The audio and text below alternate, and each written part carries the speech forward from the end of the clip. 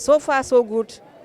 Under finance is critical. We are not agreeing much because we had the Africa group ministerial meeting that was yesterday, giving us a briefing on what they agree. Because at some point we are also part of the Africa group.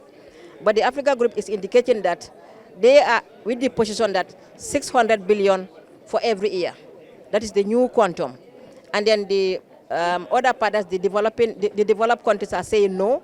They want to go in for 300, that is half of that budget, but also include in the financing about 5 to 6 trillion for investment. But this investment we are not very comfortable with, knowing fully well that we don't know the mechanism that are going to govern the investment. Investors are there to make profits. And then what is it going to be?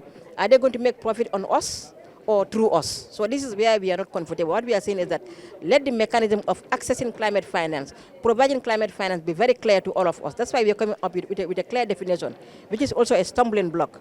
We understand that why all the highest money that is coming, that has been claimed that has been coming as climate finance is on loans, because there's no proper mechanism and clear roadmap to say that this should be for climate finance, and this is what is meant by climate finance.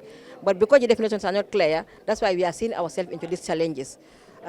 It's difficult, and the global goal on adaptation is also another critical point that the LDC are also fighting, knowing fully well that we want to adapt to climate change. We want to build our immune system. We want to make sure that at least we build our resilience. Without this, we are not going to achieve our development goals. So, but then you can see that the attention has been shifted to mitigations. But before you mitigate, meaning that the problem has already happened, then you are coming to mitigate it. We are saying don't allow the problem to happen, because we may lose our lives. And then we don't want to go to that extent that you will start seeing roads being cut, kids are not going to school, or we are not even, a whole community is being inundated and they need to be evacuated. Before you go through that, why not we build our resilience? We make sure that at least we adapt to climate change. That is what we are saying. We have to make sure that we have our immune system built. And we can only do that if we invest in adaptation. That's our position, and that's what we are talking about, the global goal on adaptation. I hope and pray that usually this happens in COPs, we don't agree, but you can be surprised at the end of the day.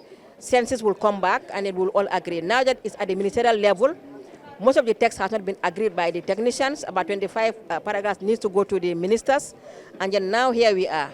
It's for ministers to engage. This is the week for ministers' engagement, negotiations, and then we regularly have briefings from our groups to engage us as to how far they are going with the advanced engagement process.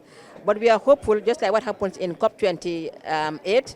We nearly lost hope, but only at the dying end we are able to engage and also agree. And then that was when we also had an agreement on the long-standing loss and damage text.